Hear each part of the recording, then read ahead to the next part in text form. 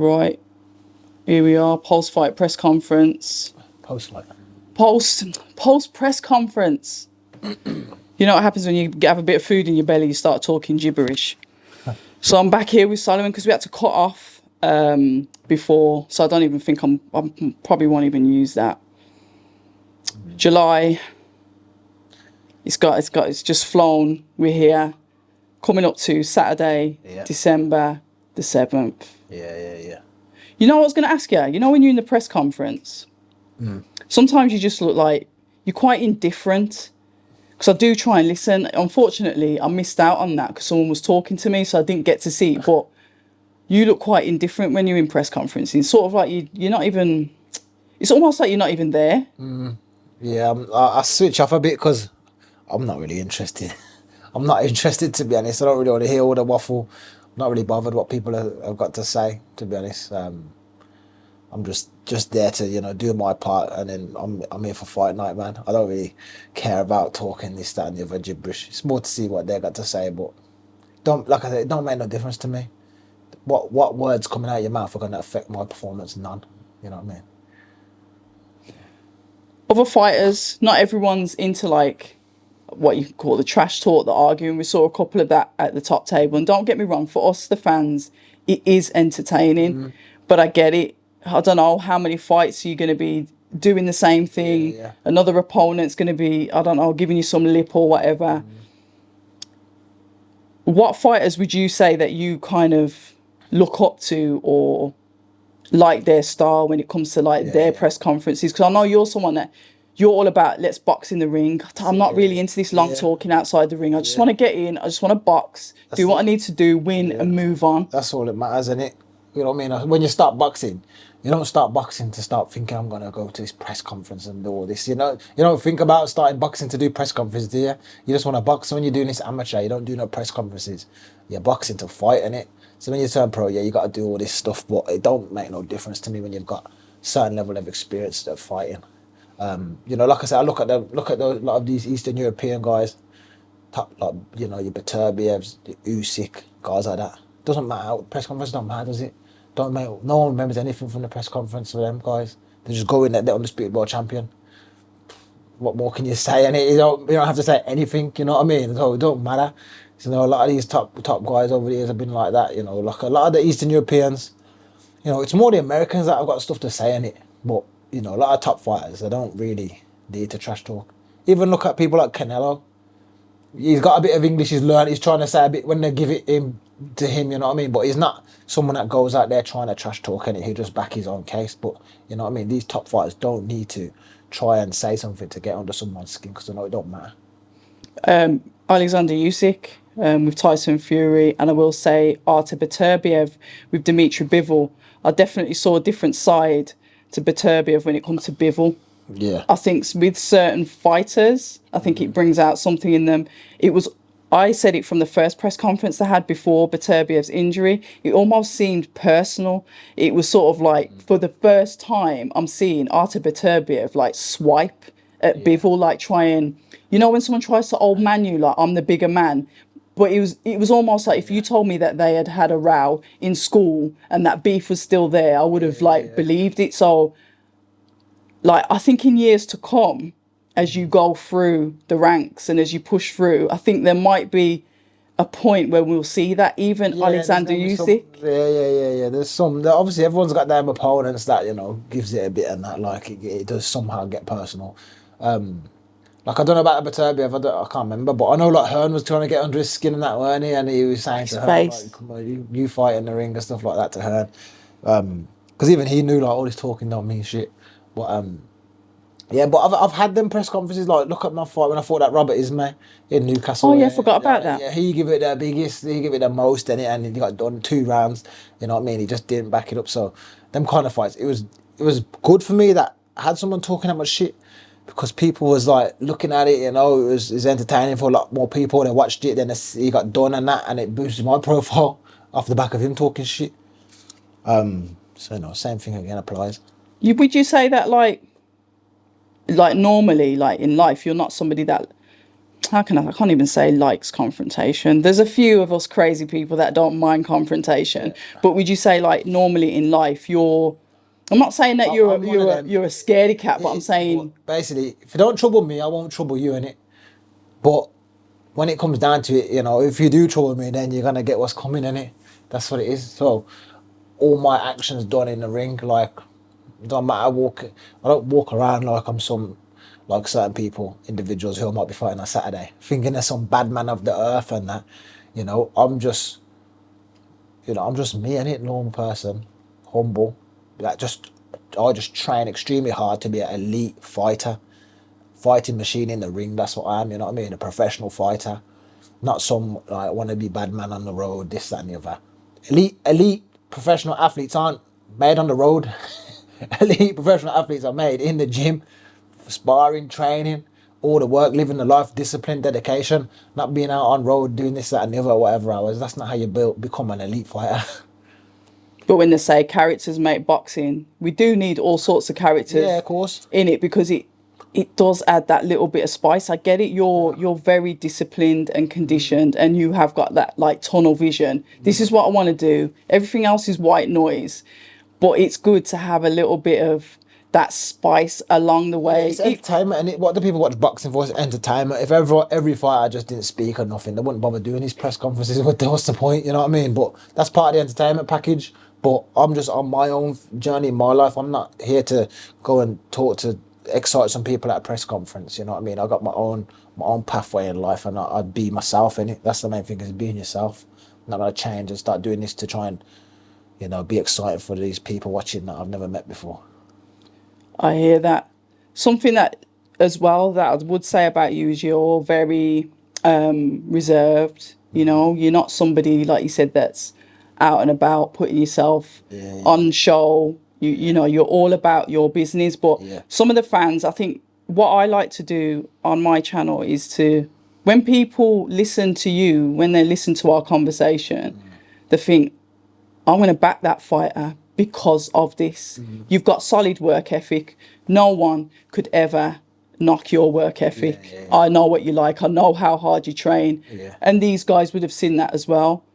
But it's like there's more layers to you. And it's like, what really motivates you? Who are you really? I'm not saying that you're acting like you reserved because you're acting, but it's like, Nah, that's who what I'm is like. Solomon Dacres? I don't like to, I'm very private, personal. You know what I mean? I don't like tell people my business and stuff like that. So when it comes to boxing, when I started boxing, my thing with boxing was I'm coming to boxing to leave the rest of my life behind, and leave everything outside of it. Boxing, I just want to box, and that just wants to be the separate bubble to anything else. So I don't want to like intertwine the two and that. You know what I mean? When I started amateur, I never used to like when I bring anyone to the fights, and I just wanted to fight in it. A couple of my mates come my first one and that, and I just went on the road fighting amateurs, whatever. I didn't even really want to like tell people like what I was doing. I just wanted to get on with it, and that was just my own bubble. And I just like to keep my personal life away from things. I don't want people knowing stuff about me in it. But obviously I got my own reasons, but I just keep that to myself. Is boxing is it like therapy to you? Because you said like you just like to go off on your own. You'd go on the road. What is that relationship that you've got with the sport that you can literally compartmentalize and disassociate from everything else? Yeah. Why is that? What has boxing done for you that you kind of like got a relationship with it? You kind of you love it. It's one of them. Like I'm sure there's a lot of fighters that come from certain backgrounds and that, and boxing's their way to change their life outside of the ring, and it's something where the thing with boxing, I could take things more into my own hands. How hard I work, everything I do, I'm gonna get the results of how hard I work, and I can take into account everything on myself. You know what I mean? I don't have to blame no one else. There's no one else. It's just me. Whatever I want to put into it, I can get out of it. So that's the thing I like with boxing, because I knew I could put the work in. I knew I had confidence in myself. I could rely on myself to put enough work in to get to where I want to go. And, you do it for that many years, and it just becomes a routine, and it just becomes something that you just keep striving for better things in it. Accountability. Yeah. You've mentioned there that it's on you. Yeah, that's it. Or it sounds like it's like boxing's is sort of like cross to bear. Like you've got this. Probably getting a bit deep now, but I always like to dig away at the layers of people. But it's like no one can't blame anything. Yeah. You know, it's down to me. Yeah, that's what it So is. they can't blame my circumstances. They can't blame my background. I'm on my own. This is me on my own. I'm isolated. It's my issue. Yeah. I'm gonna deal with it. It's exactly that. It's exactly that. But what it was. why is it that though? Like why are you like that? Because that's my way, and I'm sure there's other fighters. That's their way of taking themselves from where they come from and trying to project themselves to somewhere better by doing something on their own back, taking it on their own back, you know, and just putting everything into it and saying, you know what, look, I can take myself from here to here, and you know, it's hard to explain it because you do it so many years, but you're just trying to progress your life. You take it on your own back, and you're trying to better your situation and it for everything around you. And through boxing, it's like you get that satisfaction of, right, I've done this, you know what I mean? I'm the one that's doing this, I've done this. So you can say to yourself, you know, whatever happens, I've took it in my own hands and I've done it. Where have you come from? Birmingham. What is it? What Smethwick. what is it that you've come from? From I don't like getting too personal in it, so I just. There's like I something. said, Yeah, fair enough. And Yeah. you can tell me to piss off anyway, because yeah, I am being nosy. But you know, always with me, I'm like, until I become until I want to get to where I get to at the end of my career, wherever I become a world champion, none of it matters. You know what I mean? Until I actually make it, don't matter where I've come from. There's so many people that come from worse situations, whatever, better situation. But if you don't capitalize on your struggles, it don't matter. And so for me, it's like until I become where I want to get to, I ain't really gonna speak too much on it, on where I come from or anything or about problems, because who gives a fuck at the end of the day? It's my problems. your fans might. You know, I hear it. Yeah. But your fans might. But like I said, I can see like. I don't even see it as I've had fans, you know what I mean? I see if people support me, they're supporters in it. People that I know that support me. I don't have an ego to say I've got fans, you know what I mean? Were you supporters? I've got support people that support me, they're supporters, you know what I mean? And you supporters, you know, I always like I always refer to like boxing like football, and it. I know it's a team thing, but when you're with that team, you're with that team till the death.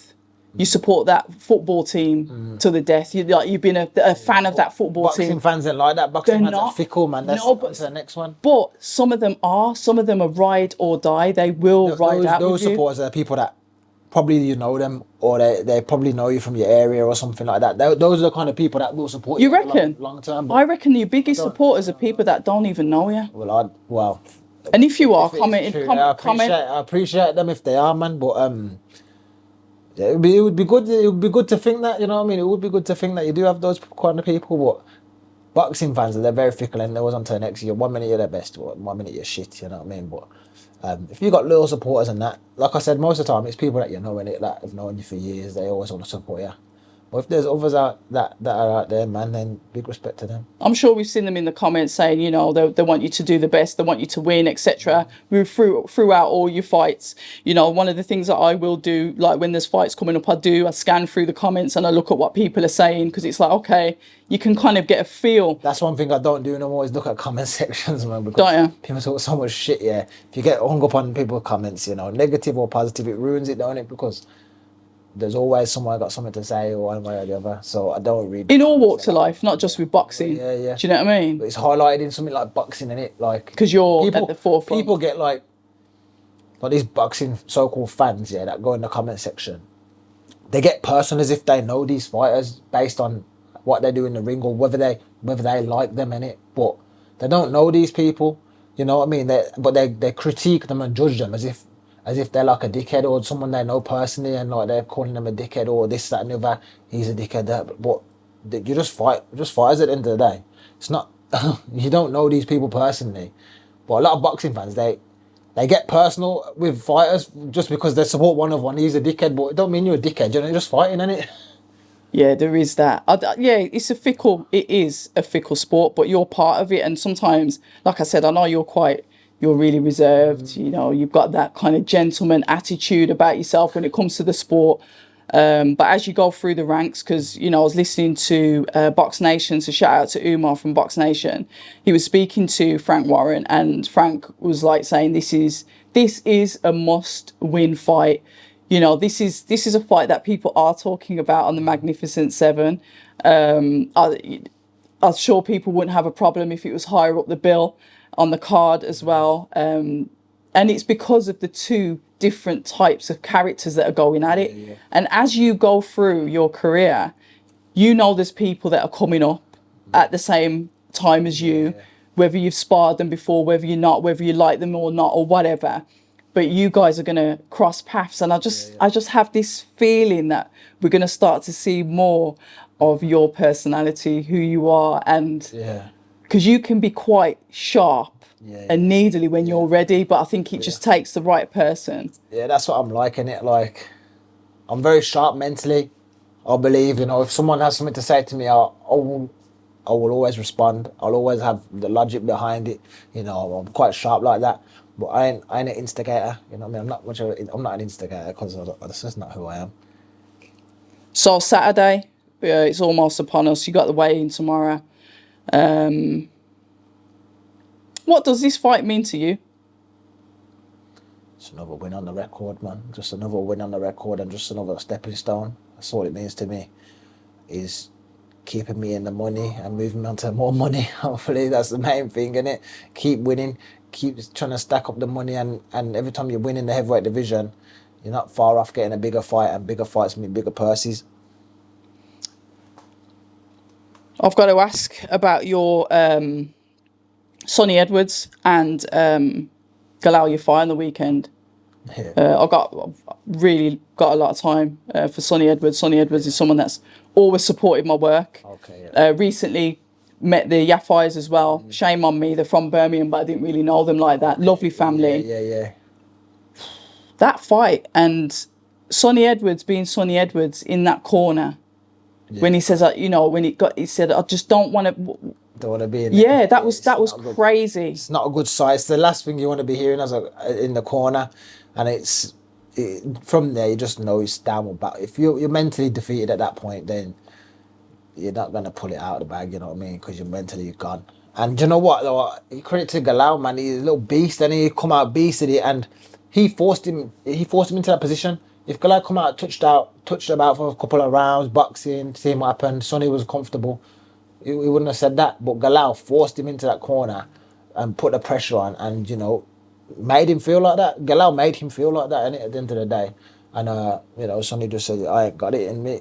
But I think his corner team done the right thing. Even Sonny, they tried to keep him going because they said, if you can't move your feet, when he hits you just hit him back. And he did try it for a bit, but Galal overwhelmed him.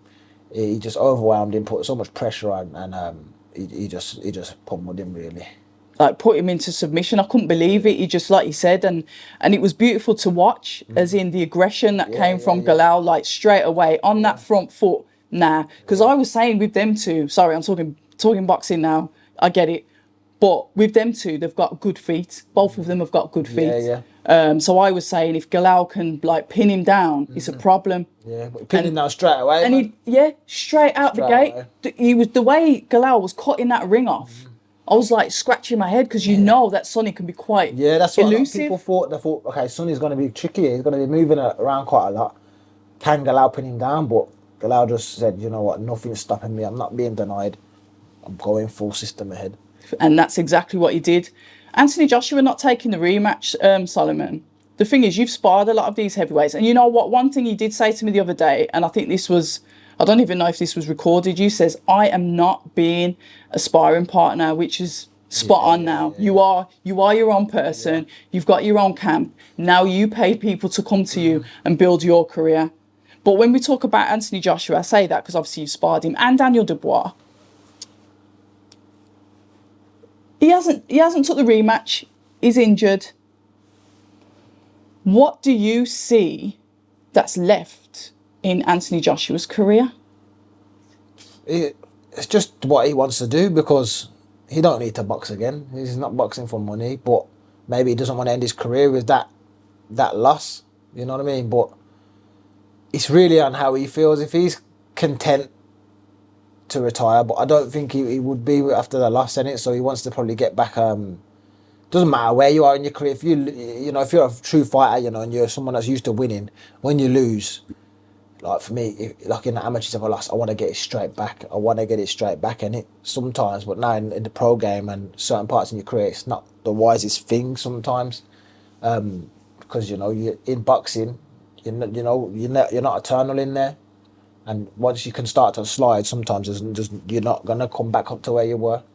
But it's up to him how he feels and what he feels like he's how content he is with what he's doing. Tony Bellew said something similar, but he said he believes that Anthony Joshua just wants to fight, and I'm not convinced that he does, but I'm not a fighter. Tony Bellew's ex-fighter.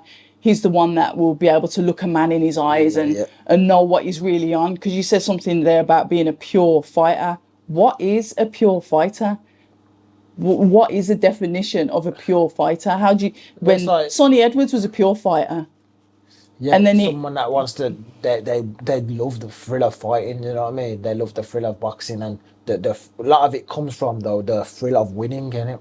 And when you're not winning, that can destroy that thrill of it, and you lose your reward for all the hard work you put in. But like, some people just love fight. Look at Roy Jones Jr. He just can't stop fighting, can he, man? He has to do something, you know what I mean? He's just one of them that just has to put his hands on something to just make them mentally maybe just be at peace with the world. They just have to do some sort of combat, you know what I mean? Mike Tyson as well, to be fair. But some people they're boxing and just want to leave it alone. Do you know what I mean? It's just on the individual. Finally, Usyk versus Tyson Fury. The finale. How does that go? Could be a trilogy, who knows? But then the belts. Yeah. They'll keep getting stripped off somewhere in it. But well, the IBF has gone. Yeah. But it's a 50-50 fight. 50-50 again. And do you know what? Even after the first result, it still stays 50-50 because it was a split decision by one round or something in Usyk's favour, or 2 rounds. And Tyson had his moments in there where he was looking like, I think it was the 6th round, and he was looking dominant, and then he had a little mess around, and then look, Usyk come back, man, and he he put a dent in him, wobbled him and that. But I think Fury's gonna have more of a point to prove. Gonna try to put it on him a bit more. Took his O, didn't he? Took that O away, but it's undisputed heavyweight title fight, and fine margins is the difference. So I say 50-50. Just have to see how it goes on the night. 50-50, see how it goes on the night, and we're going to see how it goes on your night, which is Saturday, December the 7th here in Wembley. Listen, all the best. See you on the scales tomorrow. Yep. In you lot in your pretty frilly frocks and that, standing there in front of the audience. I'll leave you. I don't even know if I'm going to go, but listen, thank you so much for your time, Solomon. And yeah, Saturday it is. That's right. People say I'm toxic, and honestly, I don't care.